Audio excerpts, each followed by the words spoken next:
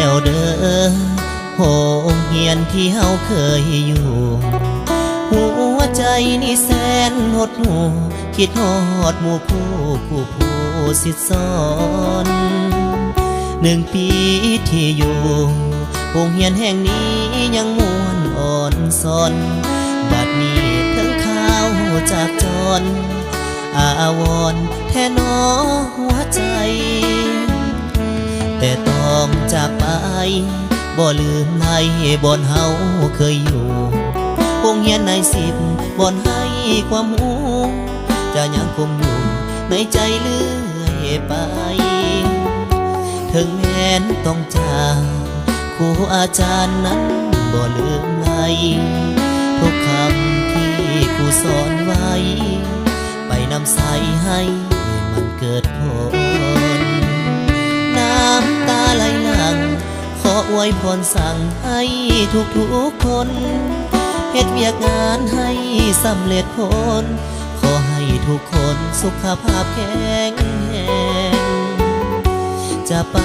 อยู่ไสขอให้เป็นที่หักแพงอย่าลืมกลับมาเบิ่งแยงสร้างแปลงโรงเรียนแห่งนี้ขอฝากเพลงนี้แทนคำไว้ใส่ทุกคนที่ยังจบไปขอให้เป็นนายทหารได้เป็นนายพลนายพันขอให้สุขีอยู่แดนใดขอให้โชคดีโรงเรียนแห่งนี้ฝังใจบ่ลื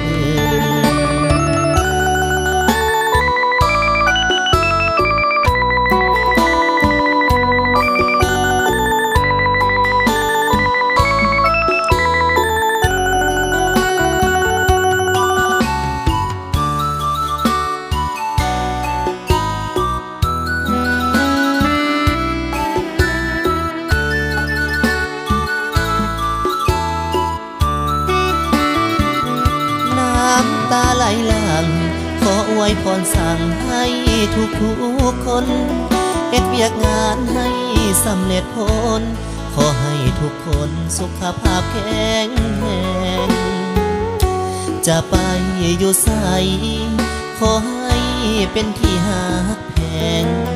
อย่าลืมกลับมาเบิ่งแยงสร้างแปลงโรงเรียนแห่งนี้